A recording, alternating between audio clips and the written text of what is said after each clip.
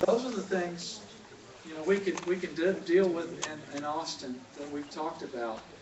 And I am concerned about our schools, and I'm working on that legislation right there.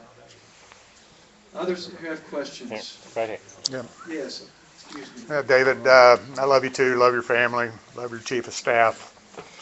You're one of the few people elected that I can trust. Ted Cruz is one of the others.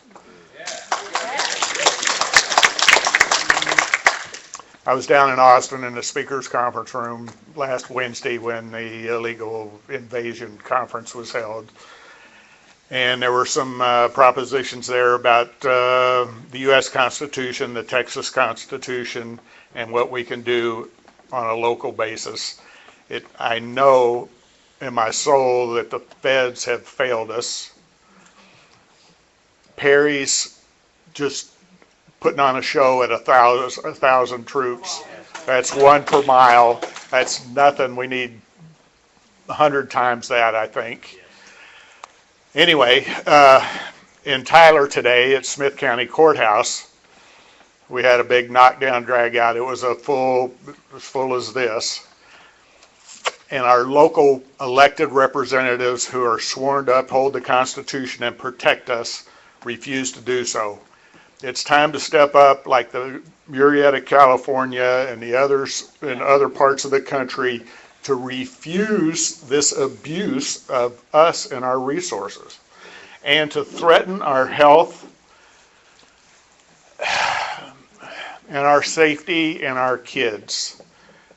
So that's it. But, it's Thank you, Bob. everybody, Ted Cruz, if you go through and listen to all his YouTubes, one uniform message is you and you and you, everybody here has to be a hero. It's time to step up and do something.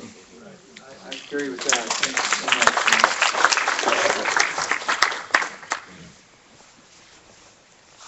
Thank you, David. I'd like to go back to this young man that addressed you a few moments ago. I spent, from background, I spent about 40 years in West Texas, and that began in the late 40s and 50s when the Mexicans came over to pick the cotton crops all around Lubbock, and I've been in Lubbock when you couldn't find a place to sit, on Sundays and Saturdays because they traded there and that sort of thing. And they did a great service. And I've been across the border at Juarez and Presidio and Moquiz and Laredo and that sort of thing. So I've got some concept, I think, of what we need to do down there. And I think we could fix this really, really well if we'd hold Mexico to a treaty that makes them protect their border and secure they have a different type of government than we do, and I understand that. But until they get involved in this issue, we're not going to solve it because it's free travel across them to come into our country. We can control our oceans and our seas and that sort of thing for immigrants coming that way. But as long as you've got a country that operates like Mexico and really doesn't care, just pass their problems over to us, you'll never get it solved. So we need a treaty down there that will set them up, or we need to annex them or something like that. That idea was forwarded to me recently. I do think they do have a different form of government, but they mainly have a out-of-control government that's run a lot by the drug cartel. I was told by someone that the real activity is not occurring in the Rio Grande Valley. It's occurring in El Paso. It's very organized. And it includes not only people on the Mexico side, but people on the United States side. It is maybe one of the safest cities in America, but not because of so much of our law enforcement, but because of money. A lot of the drugs come through El Paso that go into the United States. Though a treaty would be helpful, a treaty that's unenforceable wouldn't be a big step forward. What we need is revival. We need reformation in Mexico. We could take them over, but I I just, it's a difficult issue, and we do need to protect our own border, our own life and liberty.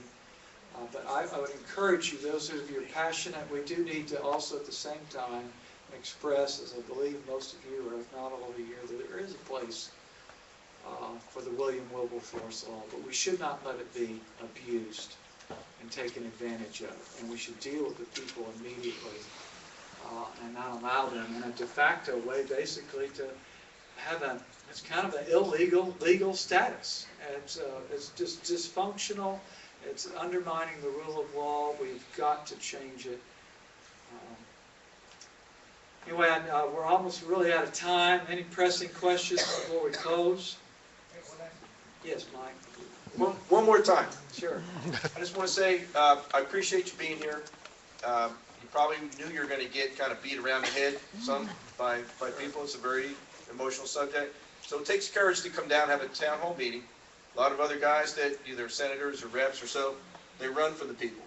Okay, you're standing in front of us. You're taking the heat. You're taking what we got to say. So I appreciate that, at least that the man has courage to come in here and talk to you and take what you got to say. So thank you. Thank you. Really, I want to thank you all. I do covet your prayers. You probably see why I need them more than ever. And there's 180 others of us in the Senate and the House. We need wisdom, and we need also integrity and courage to do what is right. And I do think, force will get us so far. But as we've seen even in Iraq, where we've had a great deal of force, unless the hearts of the people are changed, it'll just revert immediately back like it was before. So ultimately, government force can affect the outer man, but we need the gospel to change the hearts of people. And that's really what's made our nation great. It's the fear of God and the desire to love our neighbor as ourselves. There is a place for the rule of law, for force, for justice, but it doesn't. Mount Sinai didn't accomplish a lot. It's Mount Zion that really has transformed this world. Well, thank you for your time. I do covet your prayers. May God bless each of you. There is, just want to put a little tip in here. There's a little organization. I've done this with my own church. It's called Public Servants, I think, .com. And they send out a weekly or a daily 3 representatives or senators to pray for. And I encourage you to do that. Not only helps us immediately, but it'll also familiarize you with who's serving you. So may God bless you. May God have mercy upon our country and our state. Thank you for your input.